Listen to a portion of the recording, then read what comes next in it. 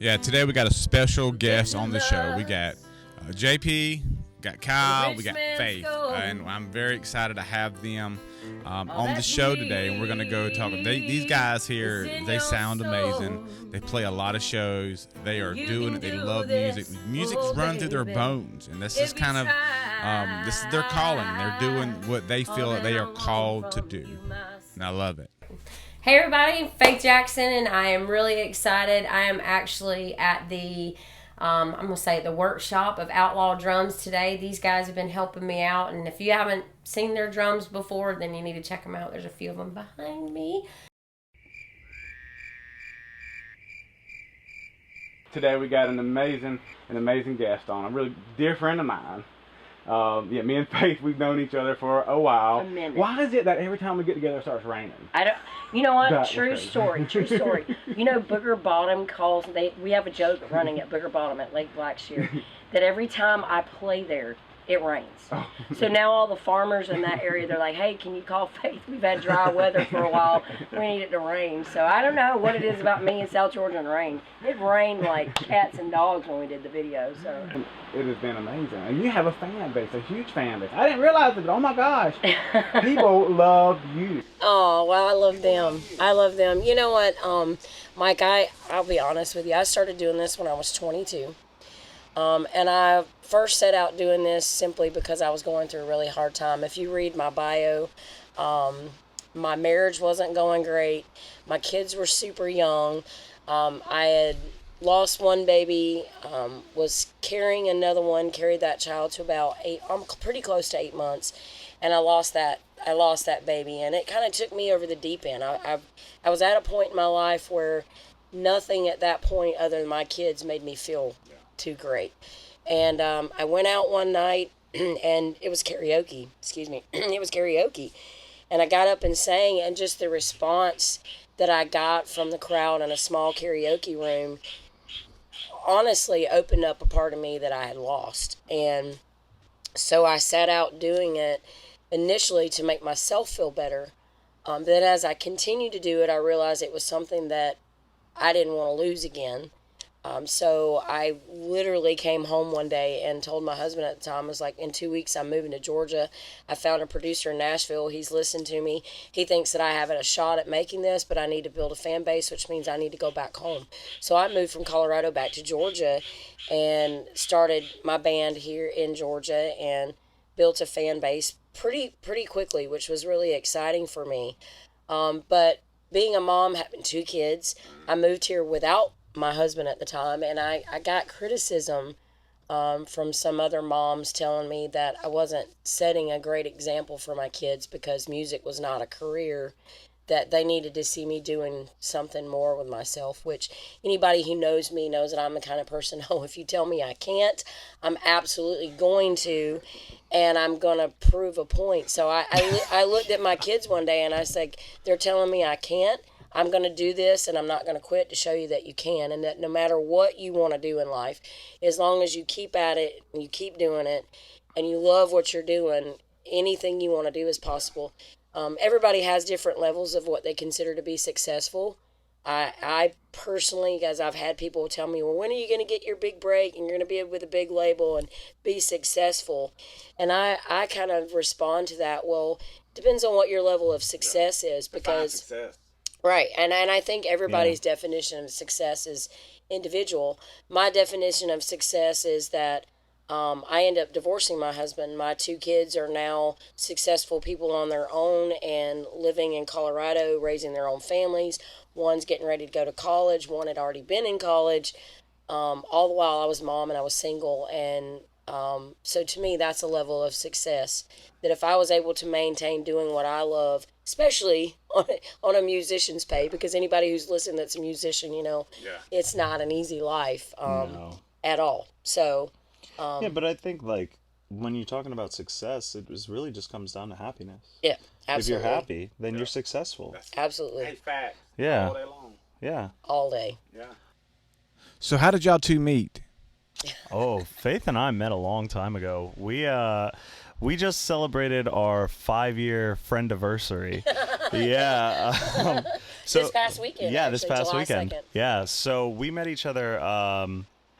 This was, you were looking for a band, right? I was looking for a band. I had a tour to do. I was opening a festival in Kansas, Junction City, Kansas. I don't remember the name of the artist. You might remember, but I don't remember. And so I kind of put feelers out there, said, here's the deal, this is what's going on. And Kyle had a band that he was with at the time, so he had pretty much a ready-made, ready-to-go band. And we hit the road in his car and took off. Yeah. No, we had 2 cars. We didn't even have a van or anything. Right. We had 2 cars riding Back up in the there. day. Yeah. Because I know you've been playing music for a while. A minute. We're not going to say how long because I don't want to age myself, but it's been a while. Let's put it this way. My kids are 23 and 24 now. So. Well, I mean, even like when the first one started, like with the drums, that was kind of the first little, for sure. Right. Y'all, I think y'all backlined Outlaw Drum Kit or something like that. We did. Yeah, that was definitely super cool. Yeah. So tell me what's y'all's plans? What are y'all doing right now? Well, Leave here, get some fried chicken. yeah. Well, I think it's well, Faith and I, how do I put this?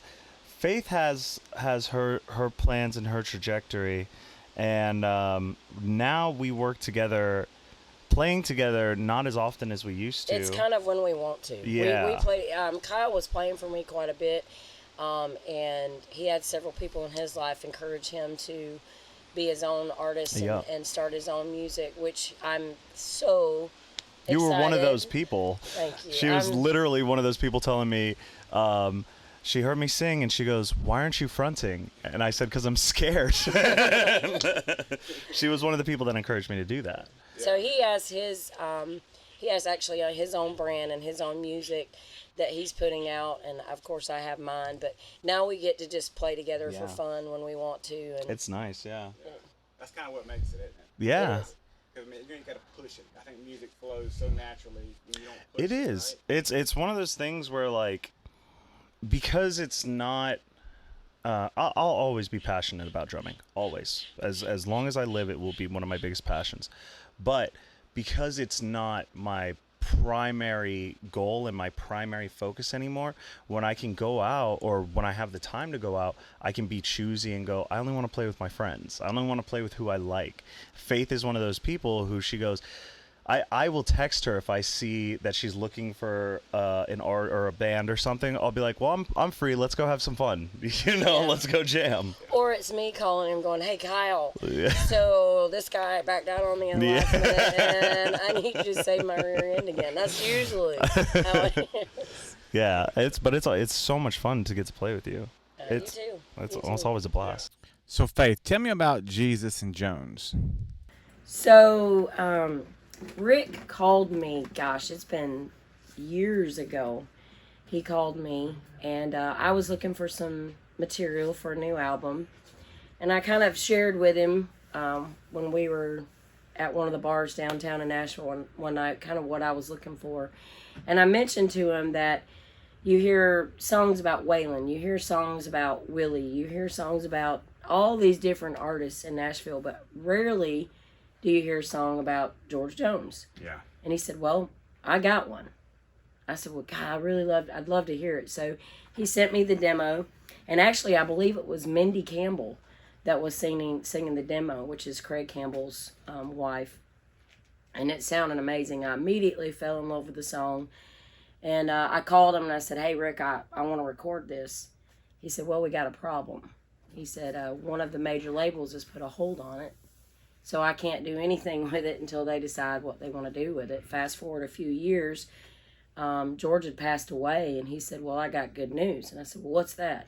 He said, the George Jones song, the label has released it. They're not recording it. So if you want it, it's yours. So I said, well, yeah, I want it. Wow. So, and unfortunately, Rick passed away during the COVID pandemic, and he didn't get to hear the recording of it, but it is one that we're putting on the next album.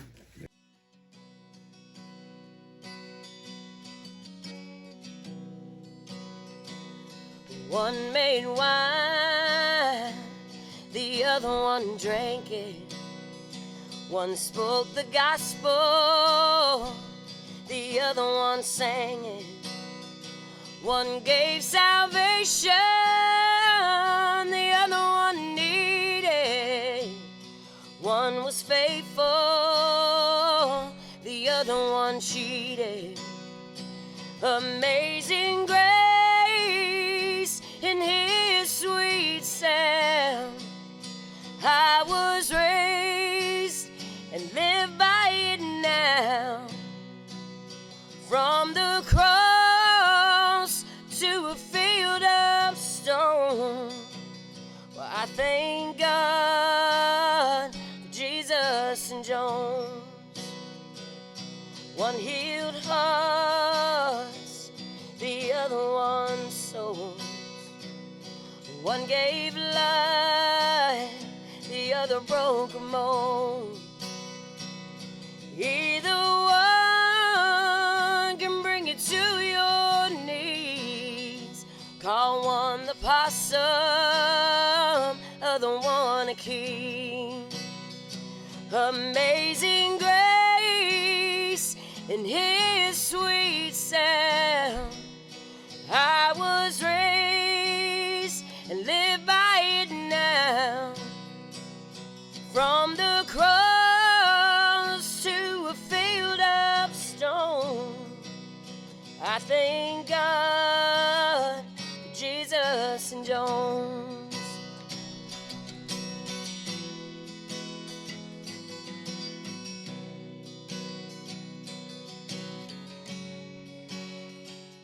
Faith, thank you so much for that song. And tell me what you got coming up next so we can expect from Faith Jackson.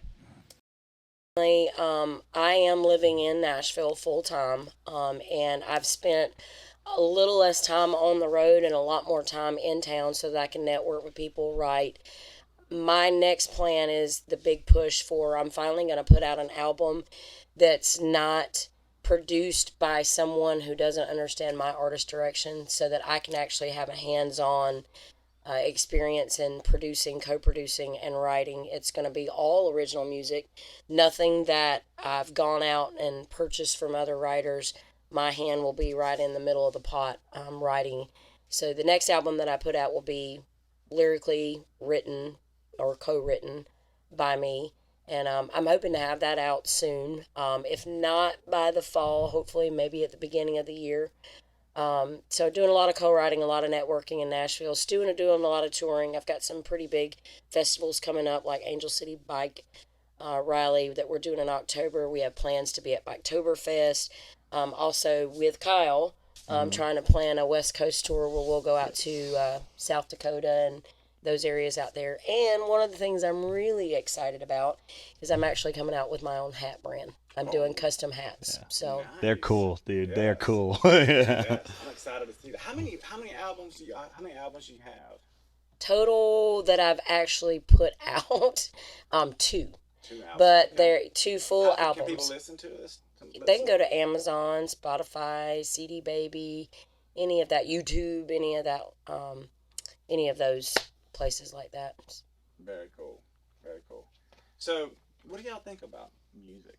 Like the love for music and doing what you love. Y'all are just so. It's really. I'll let you go first, Kyle. I mean, what does it do to you? Man, when it comes to music, in general, whether it's songwriting, singing, drumming, playing guitar, whatever, I think that the simplest way to describe it is that musicians speak a language that's understood universally. And we're able to put emotions that people can't put it into words and perform a song that embodies these emotions that a lot of people don't understand within themselves. And from the musical perspective, from the musician's perspective, man, it's a need. I think once you reach a certain point as a musician, it's no longer I want to go out and play in front of people, or like when I was in high school and I started playing, it was, hey, I want the girls to notice me, or I want I want them. Still do. Yeah. You like it. Yeah.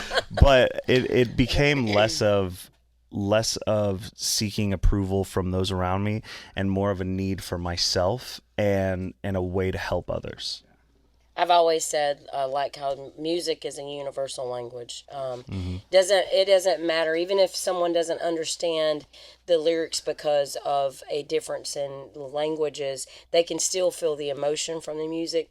But I also feel from the musician side of it, I always say it's a disease, because doing it as long as I have, there's been several times where I've want to say, that's it, I quit.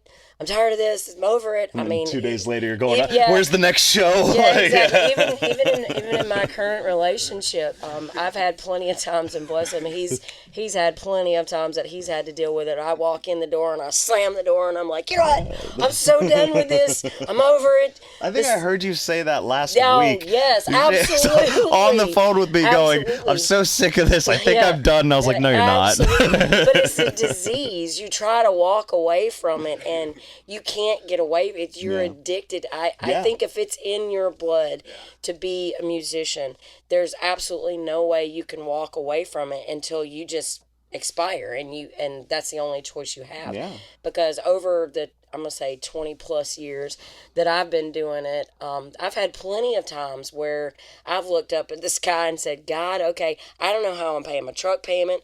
I don't know how I'm gonna put food on the table.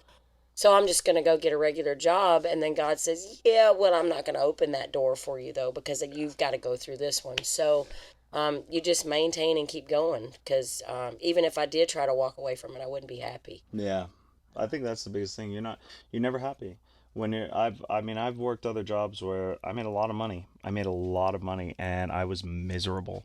Mm-hmm. The money didn't matter. Nope. None of it really mattered. It all came back down to, and I think I speak for you on this too. I'm just not happy unless I'm performing, actively performing. Yeah. And you're making those sacrifices to do what you love. Oh yeah. And that's kind of a big thing. Like with the drums, I'm the same way too. I'm just be like, you know what, freaking done. Yeah. Then somebody call me up when we do something fun and crazy. Okay, just one more time. It's like, ooh, that piqued my interest. Our band collectively this weekend, we had a perfect example of why we continue to do what we do, and we all talked about it when we were stopped, and we had a young boy who was sitting in the audience this past weekend, and man, he was just rocking out and requesting all kinds of songs that were like, holy cow, how does this kid even know the song? Yeah. He's like 9 years old. That was cool. And he was just having so much fun. And like every song, he was up there tipping us with candy. And we're like, yes, sweets. But when we got done and actually got to talk to his family, we found out he was terminally ill. Mm-hmm. But he was just having so much fun. And then we wake up this morning and we have an email from his mom who wasn't at the show just to say, thank you for taking the time with my child and making such a big impression in her life. And to me, as a musician, it's not about always what I'm getting. It's what can I give? Because I feed off of their energy. And when I have somebody walk up to me after a show, regardless of how much I'm getting paid or not getting paid, if I have someone who walks up and says, that touched me emotionally or it affected my life in a positive way, the money doesn't matter at that point. Yeah. That's a fact, because y'all played a lot of effort. I mean, just show you did this weekend. Mm-hmm. Y'all been driving. How long y'all been driving? Y'all been driving like a while. It took us 13 hours to get there. I started losing track of days. I'm gonna be honest. It took us 13 hours to get there. I mean, y'all are, putting it into the grind. Mm-hmm. I mean, that right there is what a lot of people ain't wanting to do too. No, and I think you're right. Like, a lot of people think that this is easy. It's not. It's not. Like, a prime example of this is we just drove 13 hours, do these shows. We're going to drive another 8 or 10 hours to get back. Tomorrow, I'm shooting a music video as an artist. I'm going to shoot a music video. The next day, I'm going to do an artist gig singing. The next day, I'm going to drum. And then after that... The next day, you have a co-write. And then I have a co-write. Yeah, and then I have a co-write. I forgot about that. Yeah. And I have to be up in the morning by 7. I have to perform at 10 a.m. So yeah, you don't get to slow down. No. So you really got to kind of be paired up with that person that you can, like I say, co-write together, right? Because a lot of times music has to have some sort of another angle to it to make bring it. Yeah. Sometimes it can be ridiculous when you write stuff by yourself. Right. It can, yeah. And the person into it, it's like, feed off each other. Right, absolutely. That's so true. Yeah. It definitely makes a difference because you have when you're writing, you're pouring emotion and you're pouring your own experiences into the song. So sometimes when you're just solo writing, it tends to get a little too personal in the sense that no one can really understand it. So one person might listen to it and think that it's silly, but when you're co-writing, you're writing this song, it's getting too personal. Your co-writer might say, "Oh, that doesn't make sense." Makes perfect sense to you because it's your experience. It's your experience, your life. Yeah. You get two different perspectives. Exactly. Yeah. On the same subject matter. Mm-hmm. That's kind of what I was doing. Like when I was trying to write music, sometimes I would write one part of it, then I would just wait at odd times to go back and listen to it. Like I'll have it set up so that's the first. Like as soon as I wake up in the morning, press play and hear it. Like first thing you do. And you hear it differently because sometimes you're not all there. Yeah. Right. Yeah. Or if you're, especially when you're just go, and then you're just listening to it and it's like, all right, does that need anything else? Go through it with that kind of. Mm-hmm. I've had the same thing happen in a studio when I think that the song is where it needs to be, and then I get in the studio with the musicians and want somebody play something just a little bit different. It's like, wait, no, okay, total different direction. And the producer looks at you like, what? Or you record it one way, you take the rough home and you go home and listen to it and you're like, nope, I hear this. And you go in and change it. So y'all do a lot of playing out and stuff like that. Do y'all do like a lot of like birthday parties and stuff like that? Do y'all do that kind of stuff? Any kind of like events that happen like locally, like so somebody want to say, I want to hire Faith Jackson to come play it. Oh, I do. I have I have people back home all the time, which Because I'm gonna tell you, I met some people locally that do that around here, make mega bucks. Oh yeah. I'm talking like $2,000 a week bucks. Yeah.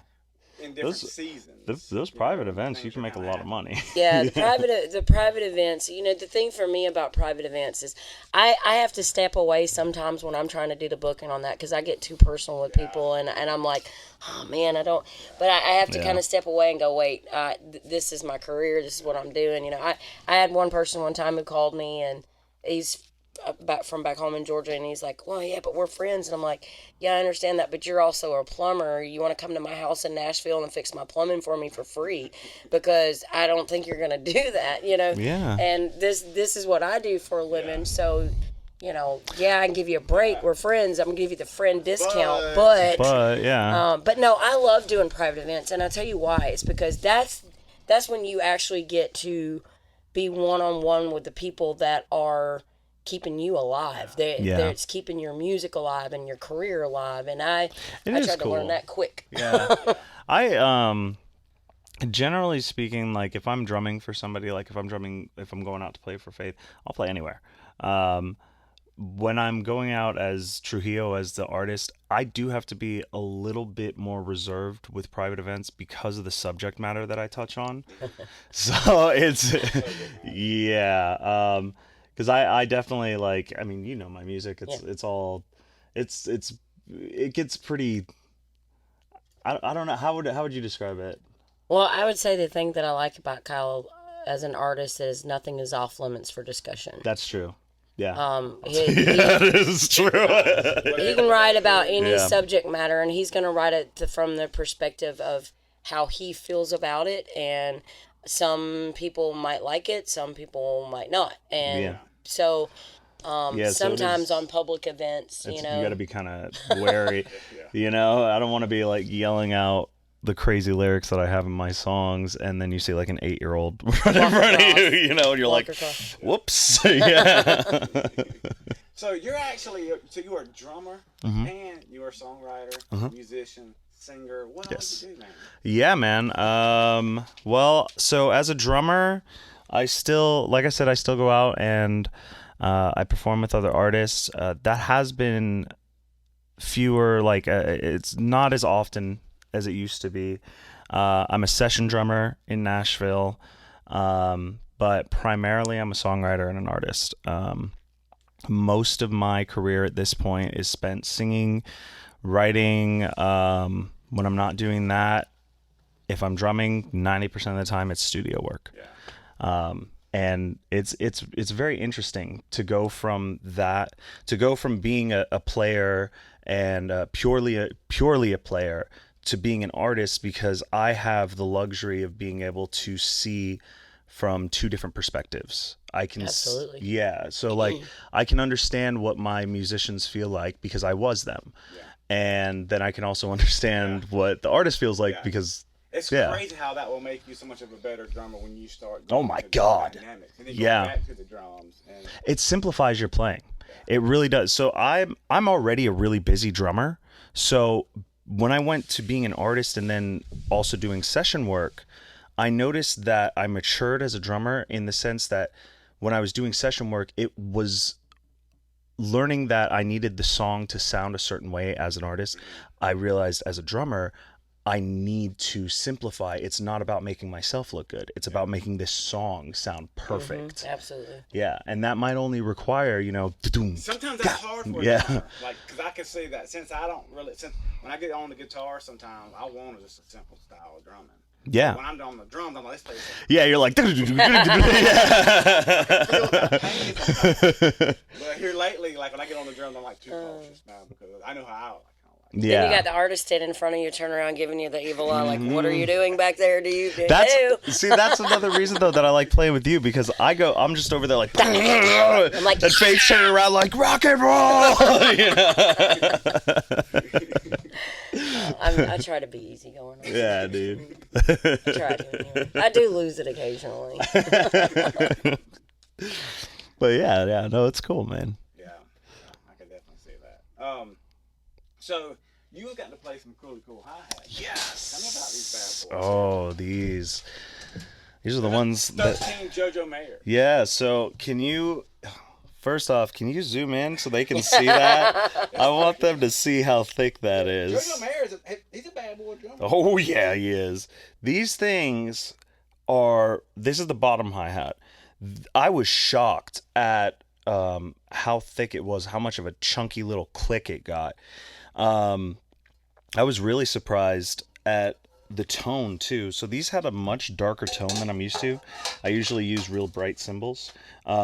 They were fantastic for hi-hat work. So I'm a big Carter Beauford fan, huge Carter Beauford fan, and all his stuff is hi-hat work, So when I had first heard these, I was like, that's cool, man. You get that nice rebound. You get high stick definition. Fantastic. Yeah. They're not great though if you're trying to go for a trashy sound. Yeah. They're too like staccato. Yeah, you gotta be really on point. With yeah. Really so fast hi-hat. Yeah, you have to. Is that be a word? Brr. Is that a German word? Yeah. Brr and boom pop. Chicka boom. Chicka boom. So, Faith Jackson, what do you like about a drummer? Like, what do you like about a drummer, and what do you don't like about a drummer? On the record. I'm gonna tell you on record what I do not like about a drummer is somebody who's light-handed. I like a heavy hand on a drummer. I like somebody who's got a heavy hand and a heavy foot, because I try to keep my shows high energy. I try not to do a whole lot of slow songs. So I used to play on stage barefoot all the time until I had a manager for a while who was like, you need to wear shoes when you're on stage. So I started wearing shoes, but the reason that I wouldn't wear shoes, everybody thought it was just because I was country and from the backwoods of South Georgia, but it was because I liked feeling the vibration from the kick drum. I liked feeling the vibration that was coming from the drummer. So if I played with somebody who was really light on the foot or really light on the hand, I couldn't feel that. So I felt like I couldn't get into my show as much. So when I have somebody behind me who's drumming who just kind of sits back there and is quiet, it doesn't work. I need Animal on the drums. Like if I could have the perfect drummer, it would be Animal in human form. I think that would be awesome. I'm not gonna lie, that'd be awesome. That would be yes, exactly. That would be the perfect drummer. So what do you look for in the sound of a drum? Outlaw drums, pretty much. No, I no, for real, like not kidding. I'm a huge fan of your drums. for a lot of reasons. Every time I've heard a different snare that you have, I like the warm, like it's warm, but at the same time it's like pop. It's like a really crisp. It's got a lot of attack. Yeah. I like that. I'm kind of into like the eerie, darker sounds of drums. Like I like everything to have I don't know, I guess because I like that animal sound, as I guess I'm calling it. I don't like the drums to sound like they're, and I don't know the drum lingo, so y'all can figure out what that is. I know, chicka boom boom. I like everything to have just kind of a warm, dark, full. I like it really full. I don't like anything to sound thin. Like, I don't want to hear somebody hit a tom and it go tink. Yeah. I can't stand that. It motivates the band as a group. If absolutely. Good, sound good. Everybody's gonna make each other look. Right. Yeah. So we're gonna come together as a point. When I'm putting together a band, the first person I want to find is the drummer, because I like to keep direct communication with my drummer. It's kind of funny. This may not be the greatest thing to say on a podcast, but it's kind of funny. I've told drummers over the years when they say, "Well, what do you want me to do on the song?" Just watch my legs, my butt, or my hand signals, because I'm going to give it to you, because I'm going to be dancing around on stage, and you're just like, you don't want to tell especially when you're in a relationship, don't watch my butt. But no, like, it's just because I dance and I move around on stage so much. So like, I need to know that I'm playing with a drummer who's going to understand that I want high energy. And I tell them all the time, I don't want dead time. So I don't care what we're doing in between songs. Find something you can do that's going to lead us into the next song to keep people going. So if I get a drummer who's shy on stage or more reserved in how they're playing, I just feel like it kills the whole vibe overall for me. So my first thing to do is to find a drummer that I feel like is going to do that. They're kind of hard to find. Ergo Kyle. Animal. Yeah. In human form. And it's nice too. You gotta have a nice touch. Yeah. Yes. You gotta know that instrument. You don't. So Faith, I want you to play that song, Jesus and Jones, for us. Tell us about that song. This song was written by a buddy of mine, Rick Tiger, and Cherie Hefner.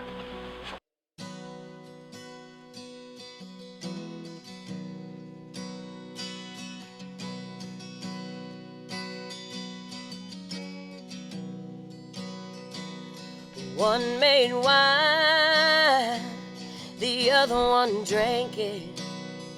One spoke the gospel, the other one sang it. One gave salvation, the other one needed. One was faithful, the other one cheated. Amazing grace in his sweet sound. I was raised and live by it now. From the cross to a field of stone, well, I thank God for Jesus and Jones. One healed hearts, the other one souls. One gave life, the other broke a mold. Either one can bring you to your knees. Call one the possum, other one a king. Amazing grace in his sweet sound. I was raised and live by it now. From the cross to a field of stone, I thank God for Jesus and Jones. Yes, Faith. Yes, Faith. Thank you so much. That is an amazing song. Hey, so who we got here? What we doing? This is our friend JP. What's up? JP, what's up, man? Oh, nothing much.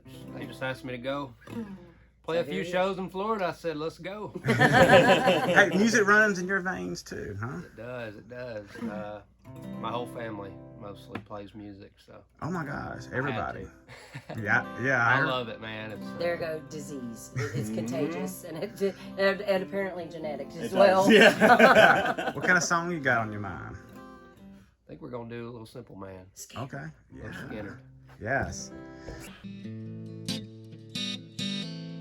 Forget your lust for the rich man's gold.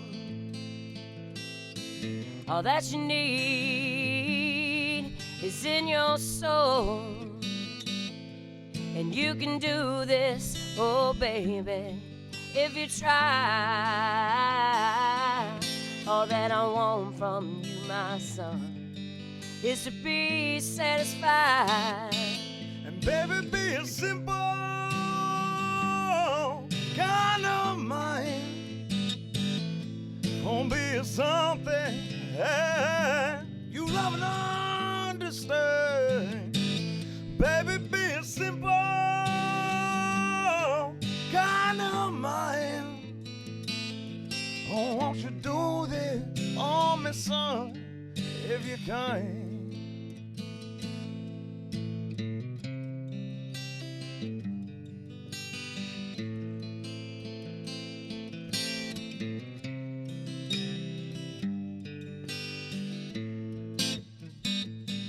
That was amazing. But it's okay. No one cares. Yay, Faith Messed up Jackson. Skinner. Oh, well. Oh, Rebel child. Yes. guitar may need a slight setup. Yeah, that A guitar. slight setup. It's he been said. dropped a few times already. It really has. Just want to thank the Faith Jackson Band for coming and doing this episode with us. They are a truly blessing, and I would love to have them back. JP? Yeah. I apologize for the short version of Skynyrd.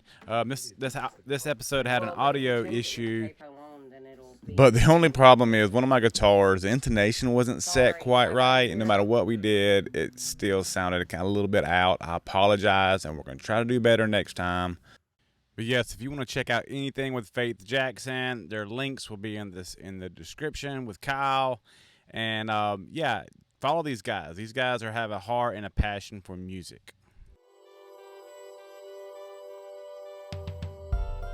But speaking of guitar company, now I've got a guitar company in mind. Jasper Guitar Company is amazing at hand quality crafted guitars that they make from a lot of different types of woods too. We're actually doing a collaboration right now to some old reclaimed beechwood. Super excited about this, and we're going to do this together very soon, so I'll keep you updated on this, because the last thing you want to have, just like what happened to us, is your intonation be all out of whack, and even though you're playing it clean, it doesn't sound like it's in tune. That sounds weird to me. Y'all are sure it's in tune. And for those of you that have never heard of me before, you can check me out at faithjacksonmusic.com and also on Facebook at Faith Jackson Music. And if you're an Instagram user, you can check me out on Instagram also at Faith Jackson. Also want to give a huge shout out to our Patreons over there. Thank you for all your support over there, guys. Oh my gosh, you're just, I mean, all I can say it. You know, you're amazing. You are amazing. Thank you for all you do. And it means the world to me. It means the world to us, you know.